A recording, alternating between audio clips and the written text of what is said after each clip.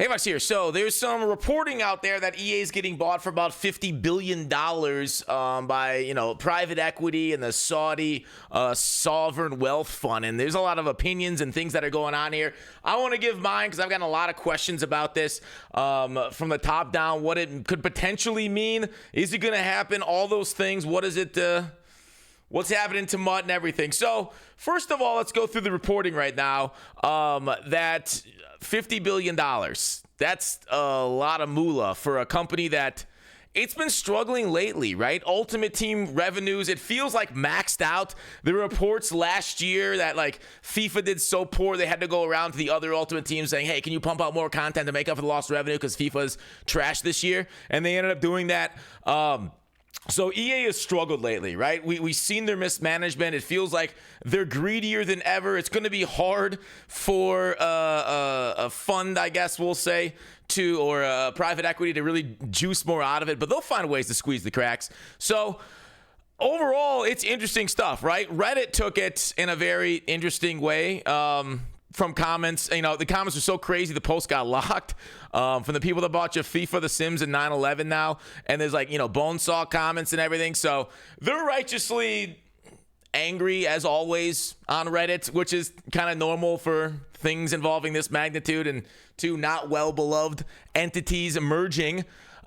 So for the game, what does it mean? The pros, the cons, the everything, because it's kind of crazy because, the EA CEO, Andrew Wilson, has been trying to get out of his job for years, right? He's trying to keep his golden parachute, sell off EA. There were rumors 3 years ago about that they're getting sold to Amazon or Microsoft because I don't think he knows what he's doing, right? By all accounts, fairly nice guy. At least you see him in interviews and stuff. He seems captivating, but truly brainless and a toe sludge of a CEO, because Ultimate Team, as you see in the EA graph right here, you can go back all time 5 years, even more. We talked about this before, their price spiked. Ultimate Team went crazy in the middle after the Great Recession. It went crazy because FIFA, Madden, those things went wild, and then it basically became the business, right? EA struggled hard from 2017, 2018. They really didn't do anything well with the Star Wars license. They haven't put anything out that did a really good job. They really increased the value to shareholders much over those, 8 years or so from 2017 to 2025. So there's a lot of potential here because it is kind of funny that EA used to be the company that ate all these small companies up and then destroyed their property. So to see a bigger fish come along and is going to eat EA up, and we'll talk about the reasons why potentially and what it affects in a second. It's just kind of like a funny way of how life rhymes, and it's circular as time is. So maybe the upside of this is maybe the private equity, maybe the Saudi wealth fund, they bring in new management, they revive Red Alert or all the favorite old games that have been either canceled over the years, not finished, not well. They take EA's resources and instead of buying back stock, they reinvest in the product because this is terrible. Mutt has gone down the drain in so many ways. I don't have to tell you guys. I can do an entire video about it. I've done videos about that. So hopefully, on the upside, it can't get much worse. Okay. On the downside, yeah, it definitely can get worse. Okay. And why the potential merger or whatever, not merger, buyout of Electronic Arts could happen is because, there's a lot of things around Saudi Arabia, and they're trying to buy a lot of companies, buy a lot of esports for sports washing, I think it is called. And this could be really good news for competitive Madden, right? Something that has kind of gone down the drain, right? Prize pools are shrinking, viewership's not very high, even though they give us out crazy cards. But they've done things like Overwatch, Counter-Strike, Evo. They've invested a ton into that aspect of the game. So the comp scene, from what we saw, was basically probably going to die on the vine at EA because it's generating zero interest or revenue and it's just draining money from the business itself. Might get a big boost. We might have guys getting flown out overseas to compete in big arenas now for Madden. The prize pool could actually increase. So, if I'm on the comp Madden side, which I am not, this would actually super excite me if this rumor is true, because we could see it go crazy because a lot of other esports have been saved by the Saudi wealth fund too. Well, I don't know if it's them specifically, but like, different things going on over there. I'm not going to exactly know every, piece of money and from where it went.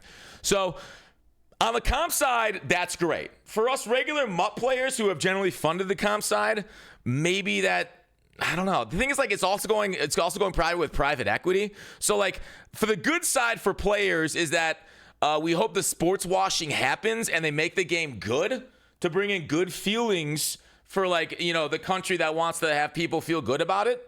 On the other side, private equity, they're even worse than being like, responsive to public shareholders, right? Because a lot of what they've done is like, they come in, hack slash, they go throw short-term profitability up there, so raise it up and then like sell it off and try and make a quick buck that way. We don't know what the exact plan is going forward. It could go either way with it. Those are like the pros and the cons to it. So even though like EA has really, really milked the cow these last 7-8 years and they've shown nothing for it. They ban random people for coin transferring, so a lot of them falsely. They've, made the game more expensive, given us less options. They take away like stuff like the trade block. They've made sets very mid, not enjoyable. Like Team Diamonds are worse. They're like, you can go on and on. So EA is taking a lot of fun out of the product. So maybe Madden goes free to play right now because that's the obvious solution to me to make more money off this product, right? The biggest games in the whole entire world, Fortnite, all those mobile games, everything is just free to play. And like EA is the one company that's really resisting free-to-play stuff. They finally got their Battle Royale and Battlefield to go free-to-play after they screwed it up last time in Battlefield 5 for no reason when they saw their competitors. They even saw Apex come out free and do gangbusters like, let's paywall ours. And then nobody ended up playing it because it was just bad. Like the game mode itself was fine, but it was just bad overall being paywalled and it wasn't a standout experience enough for people to get into it and to run the Battle Royale in it. So we'll see what happens as far as MUT players. I guess we can hope for the best, right? That's really all that is happening. And a lot of people think like, why is this actually happening? Why overpay? Because EA is probably worth like $10 billion with their actual current management staff. Their IP is worth a lot more, right? Their PE ratio right now, 48.34 for a mature company. And it's not even like growing that much, which is wild. When you look at like, what Electronics Art PE ratio versus like another like Google or those companies, like what their PE ratios end up being.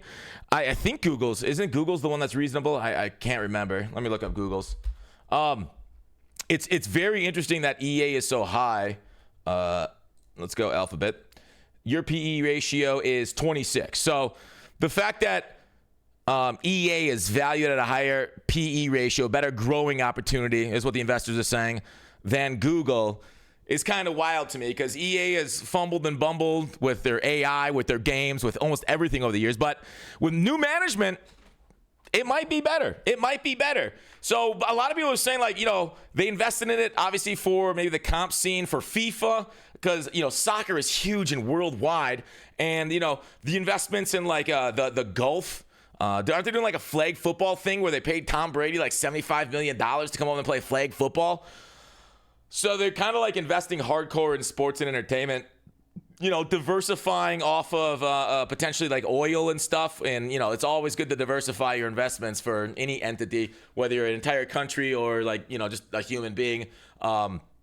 So that's kind of the reasons behind it. We'll see, of course, it ends up coming true. I don't know. I've wanted the CEO and their management changed over for years. Is this the best solution? We'll find out. It's not my love. I would have preferred Wilson to get canned and like an actual gamer rise up in the management structure of it. But like it feels like the management level has been insulated so much because EA doesn't know their products whatsoever, right? Like they come out. Remember the solo event that came out where it was impossible to do? Head-to-head events come out with like no pass rush. It's just wild. A lot of things that are happening. And you know what? I guess we'll see what's going forward. What do you guys think? How's your feelings on this? The Saudi wealth fund and private equity take over EA and how it will change us. Will it do anything? Or is it just going to keep going down the same path of greedier and greedier and worse every year? Let me know. Bye.